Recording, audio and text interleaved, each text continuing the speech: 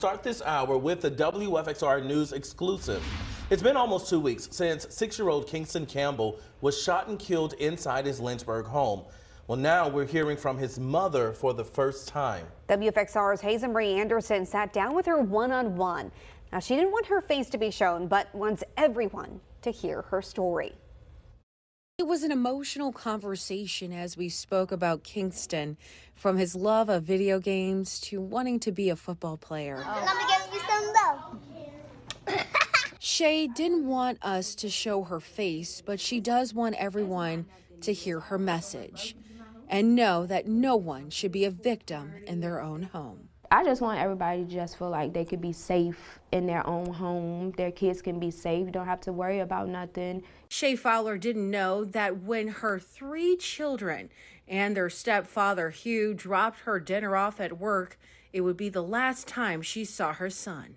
They brought my food. Kingston was in there running the store with his sister. I told him, like, you know you're not supposed to be running in here. You know, that was just it, and then they left. A few hours later, she was like, Kingston been shot. He's bleeding. Your oldest daughter? My youngest daughter said that.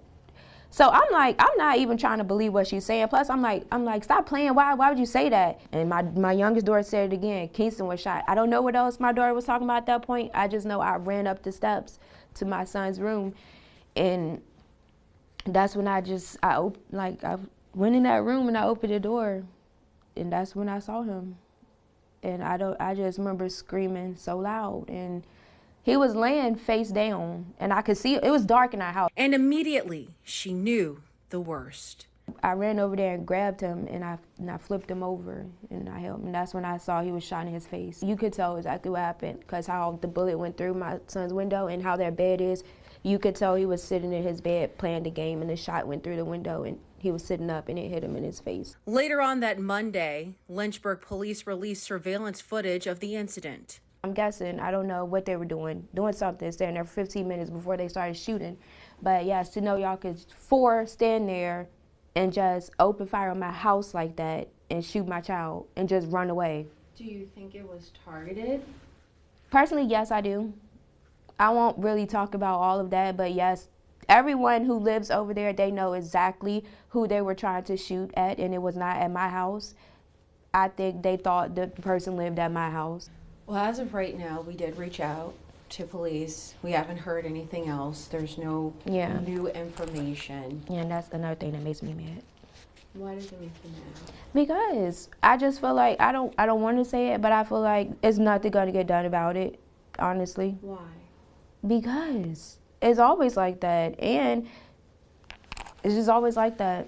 Shay goes on to add later in the interview that she understands the process will take time, but she doesn't want Kingston to be forgotten. I just feel like eventually people are just going to go about their life. It's not their child, so eventually people going to go about their life. No one's going to be thinking about that. These boys are still going to be out here, and it could happen to somebody else, and it does not need to happen again. Shay, her daughters, and Hugh haven't stepped through the doorway of the house on Floyd Street since. The memory of what happened is too painful. I just wish they would have waited until I got off work and did that to me while I was walking in the house instead of my child. And I know he's in a better place, and he had to use my son as an example. And something good gonna come out of it, because hopefully it never happens again. In Lynchburg, Hazel Marie Anderson, WFXR News.